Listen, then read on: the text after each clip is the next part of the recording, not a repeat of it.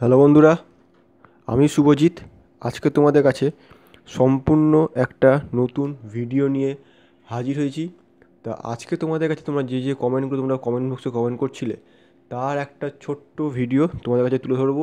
একটাই রিকোয়েস্ট করবো, ভিডিওটা সম্পূর্ণ দেখো, কারণ যে জিনিসগুলো আলোচনা করব সেগুলো যেন তোমাদের কাছে মিস না হয়। পরবর্তীকালে যখন তোমরা পরীক্ষা দেবে বা রেজাল্ট সংক্রান্ত বিভিন্ন বিষয় যে আপডেটগুলো আসে কীভাবে পাবে, অনেকে কিন্তু যখন রেজাল্ট বেরোয় তার আপডেট ঠিকঠাক পায় না। এছাড়াও তাদের বলতে গেলে যখন ডকুমেন্ট ভেরিফিকেশান হয় সেই আপডেট কিন্তু পায় না, অনেক সময় কল করে তাদের ডাকা হয়। ঠিক আছে, এই সংক্রান্ত বিষয়গুলো পরবর্তীকালে পরীক্ষার রেজাল্টের পর কী হবে, এই সংক্রান্ত বিষয়গুলো আমি আজকে আলোচনা করব। তোমাদের কাছে একটাই রিকোয়েস্ট করবো, আবার ভিডিওটা সম্পূর্ণ দেখো, পরবর্তীকালে তোমাদেরই কাজে লাগবে।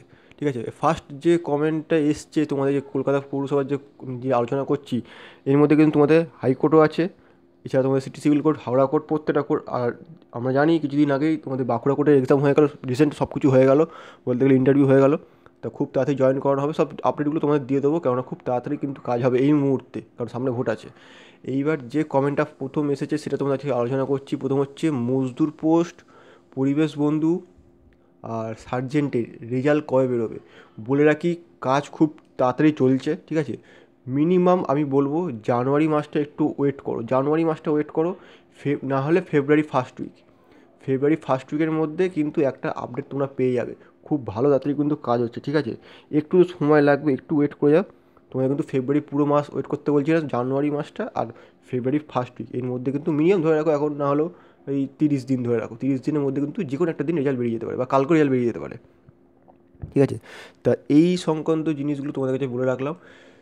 আর রেজাল্ট বেরোলে পরপর রেজাল্ট বেরোবে খুব তাড়াতাড়ি, হয়তো মজদুর বেরোলো 14 তারিখ, পরিবেশ বন্ধু হয়তো বের করে দিল 18 তারিখ, এরকমভাবে বের করে দেবে। সার্জেন্ট হয়তো দেখা গেলো 24 তারিখ বের করে দিল, এরকমভাবে বের করে দিতে পারে, খুব তাড়াতাড়ি কিন্তু বের করে দিতে পারে। সেগুলো কিন্তু একটু আপডেটগুলো আমি তোমাদের দিয়ে দেবো। তার জন্য একটাই রিকোয়েস্ট করবো, তোমরা পারলে চ্যানেলটা অবশ্যই সাবস্ক্রাইব করে নাও, এই সমস্ত আপডেটগুলো তাড়াতাড়ি করে পেয়ে যাবে।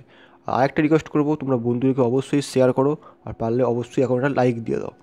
এবার যে কমেন্টে সেটা হচ্ছে হাইকোর্টে, মানে ক্যালকাটা হাইকোর্টে কিছু বিগত বছরের প্রশ্ন আপলোড করলে ভালো হয়। ক্যালকাটা হাইকোর্টে আমার কাছে এই মুহূর্তে যে গ্রুপ ডিটা হয়েছে 2018 সালে, ওর পুরো কোশ্চেনটা আছে। এলডি এর কোশ্চেনটা আছে 2018 সালে, যেটা কোশ্চেন হয়েছিল তার কোশ্চেনটাও আছে, মেন্সের কোশ্চেনও আছে। ঠিক আছে, আর 2016 সালে যখন হয়েছিল গ্রুপ ডি, তার কোশ্চেনটাও কিন্তু আমার কাছে রয়েছে। ঠিক আছে, এই কোশ্চেনগুলো রয়েছে। তা এই মুহূর্তে এলডি নতুন পোস্ট বের করেছে, যদিও এলডিএ আর ডিইও, ডাটা এন্ট্রি অপারেটর আর হচ্ছে এলডিএ পোস্টটা প্রায় একই। হ্যাঁ, প্রায় একই, কিন্তু হয়তো ওখানে টাইপিং টেস্ট চেয়েছে, 8,000 ডিপ্রেশন কী চাইছে, কিন্তু কোশ্চেন তোমাদের একই কোশ্চেন। সেগুলো তোমাদের কাছে পারলে একবার চেষ্টা করবো।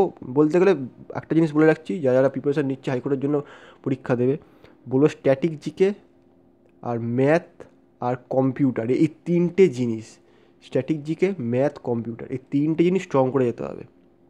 কারেন্ট অ্যাফেয়ার্স খুব একটা বেশি দেয় না, স্ট্যাটিক জিকেটা ভালো করে পড়তে হবে। স্ট্যাটিক জিকে, ম্যাথ আর কারেন্ট অ্যাফেয়ার্স, এই তিনটে জিনিস এই কম্পিউটার ভালো করে পড়ে দেবে, তাহলে কিন্তু মোটামুটি পারা যাবে।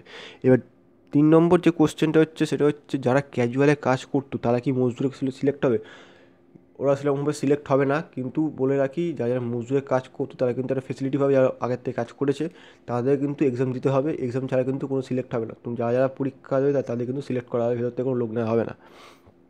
এবার হচ্ছে পরবর্তী যে কোশ্চেনটা হচ্ছে, খেলোয়াড়রা কিছু সুবিধা পাবে। খেলোয়াড়রা যারা মেরিটোরিয়াস স্পোর্টস পার্সন, অর্থাৎ এমএসপি, ঠিক আছে, যারা যদি ডিস্ট্রিক্ট লেভেল খেলে থাকে বা স্টেট লেভেল খেলে থাকে বা ন্যাশনাল লেভেল খেলে থাকে, যে কোনো একটা খেলা যদি খেলে থাকে, যদি সার্টিফিকেট থাকে, অবশ্যই সুবিধা পাবে। কী সুবিধা পাবে, একজন কালকে কমেন্ট করেছে, যদিও তার কমেন্টে আমি উত্তর দিইনি সেই মুহূর্তে, মানে উত্তর দিলে অতটা সময় পাইনি যদিও। তা বলতে গেলে কিসের সুবিধা পাবে, সুবিধাটা হচ্ছে কাট অফ। তোমরা যখনই এই ক্লার্কশিপ যারা এক্সাম দিয়েছো, দেখতে হবে মেরিটোরিয়াস স্পোর্টস পার্সনে কাট অফ গেছে 1.33, 100-র মধ্যে 1.33 পেয়ে সিলেক্ট হয়ে গেছে। বুঝতে পারলে, এটাই হচ্ছে সুবিধা। মেরিটোরিয়াস স্পোর্টস পার্সন সার্টিফিকেট থাকলে, খেলোয়াড় সার্টিফিকেট থাকলে অবশ্যই দাও। 100-তে তুমি যদি 10 পাও, তুমি সিলেক্ট হয়ে যাবে। কাট অফটা এতটাই কম যায়, প্রথমত বলে দিলাম, কেউ বলবে না এরকমভাবে। ঠিক আছে, পরবর্তী যে কমেন্টে এসছে সেটা হচ্ছে, দুর্গাপুর পৌরসভাতে ফটো ওপর কিছু কিছু সই করতে হবে। হ্যাঁ, অবশ্যই ফটোর ওপর সিগনেচার করতে হবে, ডকুমেন্টসগুলো যা যা জমা দেবে সব কটা তোমাকে সই করতে হবে, কারণ তুমি ওটা সেলফ অ্যাটাস্টেড করছো, তোমার ওটা নিজস্ব আইডি প্রুফ। ঠিক আছে, এটাই কিন্তু সবথেকে মেন কথা, সই না করলে রিজেক্ট হয়ে যাবে। এবার পরবর্তী যে কমেন্টটা এসে সেটা হচ্ছে সার্জেন্টে কাট অফ কত যেতে পারে। সার্জেন্টে কাট অফ, তা কাট অফ বলে রাখি এখানে সার্জেন্টে কাট অফ কত যেতে পারে। কাট অফ হচ্ছে মিনিমাম 200তে পরীক্ষা, যদি তোমরা জানো 100 খানা কোশ্চেন 2 মার্কস করে, মিনিমাম ধরে রাখো 150+, 150 155 যদি করে থাকো স্কোর কিন্তু আর মনে হয় সেফ হবে, কারণ সিট সংখ্যা অনেকটাই কম, 15খানা মাত্র পোস্ট, তার মধ্যে এবারে এখন যা দেখা যাচ্ছে SC ST কাট অফ কিন্তু আবার জেনারেলের থেকে বেশি যাচ্ছে, ঠিক আছে, কারণ জেনারেলে যেটা 7খানা পদে তার মধ্যে কিন্তু SC ST ঢুকে যাবে। এটা হচ্ছে এখন নতুন যা দেখতে পাচ্ছি সিস্টেম ঢুকেছে, তাই মোটামুটি ধরো দেখা গেলো 7খানা জেনারেল, তার মধ্যে থেকে 10খানা SC, 7জনে কাট অফ ক্লিয়ার করে দিয়েছে জেনারেলে, তাহলে SCতে ফার্স্টে চান্স দেওয়া হবে। সেই জন্য বলে রাখছি মিনিমাম কাট অফটা কিন্তু বেশি যেতে পারে, এর থেকে কম যাবে মনে হয় না, যতই কোশ্চেন টাফ হোক। সিট সংখ্যা অনেক কম, যারা লেখাপড়া করে তারা ঠিক খেলে দিয়ে চলে আসবে ওখানে, এই 100 150 স্কোর ঠিক ওরা করে দিয়ে আসবে।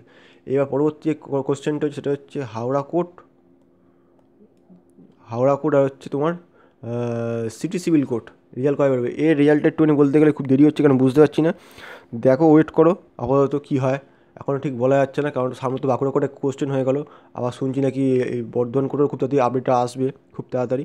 তা হাওড়া কোর্ট সিটি সিভিল কোর্টে এখনও বলতে গেলে এক্সাম হয়েছে, রেজাল্টটা বাকি আছে, খুব তাড়াতাড়ি মনে হচ্ছে ক্যালকাটা হাইকোর্ট থেকেই রেজাল্ট পাবলিশ করে দেবে বা একটা কিছু আপডেট দেবে, সেখান থেকে তোমরা পেয়ে যাবে, একটু ওয়েট করে যাও। আর পরবর্তী যে কোশ্চেন সেটা ডাটা এন্ট্রি অপারেটর একজন কোশ্চেন করেছে, ডেটা এন্ট্রি অপারেটারের প্রশ্ন কিসে হবে, প্রশ্ন হবে ইংলিশ ভার্সানে, কোশ্চেন হবে তোমাদের ইংলিশে কোশ্চেন হবে, ঠিক আছে, LD এর মধ্যে কোশ্চেন হবে। একমাত্র ক্যালকাটা হাইকোর্ট গ্রুপ যারা 8 পাস লেভেলে আছে তাদের কিন্তু কোশ্চেন বাংলায় হয়, 50খানা কোশ্চেন থাকে, 2 করে থাকে, ঠিক আছে, প্রত্যেকটা কোশ্চেন মার্কস 2 করে, ভুল হলে 1 নম্বর করে মাইনাস থাকে, সেটা হচ্ছে গ্রুপ ডি। আর এখানে ক্ষেত্রে কী হবে, এখানে হচ্ছে তোমাদের মনে হয় যতদূর সম্ভব 140 থাকে, যতদূর সম্ভব মনে হয়, তা ঠিক বলতে পারবো না, কিন্তু কোশ্চেন তোমাদের ইংলিশ ভার্সানে হবে, একদম স্ট্যাটিক জিকে ম্যাথ আর কম্পিউটার ভালো করে পড়তে হবে, এই তিনটে পড়তে পারলে ক্লিয়ার হয়ে যাবে, ঠিক আছে। এইবার পরবর্তী কোশ্চেন এবং লাস্ট কোশ্চেন, যেটা সবথেকে বেশি কমেন্ট এসছে কলকাতা পুরসভা সবগুলো যে পোস্ট আছে, যতগুলো পোস্টে পরীক্ষা দিচ্ছে, অনেকগুলো পোস্ট আছে, যেমন তোমাদের ফুড কর্পোরেশনের যে পরীক্ষা আছে, এর যে সমস্ত রেজাল্টগুলো কত বেরোতে পারে বলা যাচ্ছে না এই মুহূর্তে, কিন্তু তোমরা একটা কথাই বলবো, আগেও বলেছি, ফেব্রুয়ারি পর্যন্ত ওয়েট করে যাও, ফেব্রুয়ারির মধ্যে কিন্তু সমস্ত রেজাল্টে আপডেট দিয়ে দেবে, ঠিক আছে, সমস্ত রেজাল্টে কিন্তু আপডেট দিয়ে দেবে ফেব্রুয়ারির মধ্যে। আর যতজন মানে যা যা পরীক্ষা আছে সমস্ত কিছু আপডেটগুলো আমি দেওয়ার চেষ্টা করব, কারণ একটাই রিকোয়েস্ট করবো আবার, তোমরা চ্যানেলটা অবশ্যই সাবস্ক্রাইব করে নাও, আর যা যা নতুন নোটিফিকেশান বেরোচ্ছে সেই সবগুলো আপডেটগুলো তোমাদের আমি দিয়ে দেবো প্রথম। আর কোনো টেনশান নেই, পারলে অবশ্যই বন্ধুদেরকে ভিডিওটা শেয়ার করে দাও, অবশ্যই পারলে একটা লাইক করো, আর যদি কোনো কোয়ারিজ থাকে অবশ্যই কমেন্ট করে জানিও, আর প্রচুর পরিমাণে বন্ধুদেরকে শেয়ার করো, চ্যানেলটা সাবস্ক্রাইব করতে বলে দিও। আর শেষে একটা কথা বলবো, তোমাদের কিন্তু খুব তাড়াতাড়ি, যেমন রেলের প্রত্যেকটা ফেজের এক্সাম চলছে তোমরা জানো, NTPC এক্সাম চলছে, এছাড়াও তোমাদের কিন্তু খুব তাড়াতাড়ি গ্রুপ ডি এক্সাম চলে আসবে। তা বলতে গেলে মোটামুটি এই মুহূর্তে ভালো করে পড়াশোনা করলে অনেক ভ্যাকেন্সি আসছে, ঠিক আছে, অনেক ভ্যাকেন্সি আসছে। এছাড়াও তোমাদের আইটিআই রিলেটেড কিন্তু অনেক ভ্যাকেন্সি আসছে।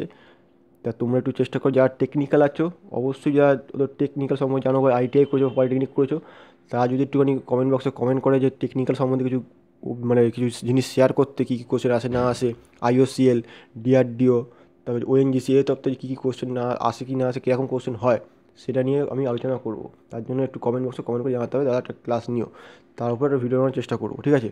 দেখা হচ্ছে পরবর্তী ভিডিওতে, সঙ্গে থেকো, ধন্যবাদ।